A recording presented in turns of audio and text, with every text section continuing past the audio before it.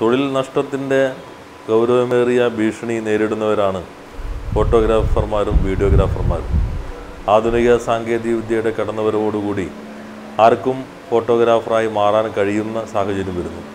എന്നാൽ അത്തരം ഫോട്ടോകൾ യഥാർത്ഥത്തിൽ ഫോട്ടോഗ്രാഫിയുടെ സാങ്കേതിക വൈദഗ്ധ്യമുള്ള ഫോട്ടോകളോ ചില ആവശ്യങ്ങൾക്ക് വേണ്ടി ശരിയായ രൂപത്തിൽ വിനിയോഗിക്കാൻ കഴിയാത്തവയോ ആണെന്നുള്ള പരാതിയും വളരെ ശക്തമാണ്.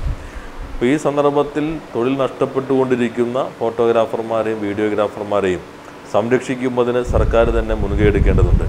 കഴിഞ്ഞ ഇടതുപക്ഷ ജനാധിപത്യ മുന്നണി ഗവൺമെൻറ്റിൻ്റെ കാലഘട്ടത്തിൽ സാംസ്കാരിക വകുപ്പിൻ്റെ കീഴിൽ ഇവരെ സഹായിക്കുന്നതിന് വേണ്ടി പ്രത്യേകമായൊരു ക്ഷേമനിധിക്ക് രൂപം നൽകിയെങ്കിലും പിന്നീട് അത് മുന്നോട്ട് കൊണ്ടുപോകുന്നതിന് ഇപ്പോഴത്തെ ഗവൺമെൻറ് ശ്രദ്ധിച്ചിട്ടില്ല എന്നത് ഏറെ വിമർശനം ഉയർത്തിയിട്ടുള്ള സംഗതിയാണ്.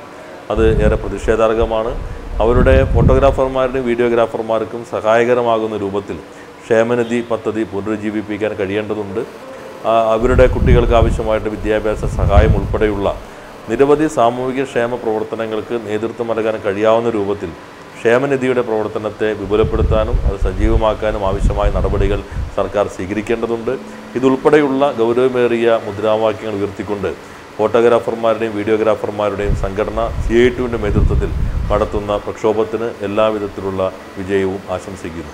നാളെ എന്നതില്ല, നമ്മൾ ഇന്നു തന്നെ നേടണം. നാൾ വഴിയിലെന്നും അമരഗാഥകൾ പിറക്കണം. സമത്വമെന്നൊരാശയം മരിക്കുകില്ല ഭൂമിയിൽ. നമുക്ക് സ്വപ്നമൊന്നു തന്നെ അന്നുമിന്നുമെന്നുമേ.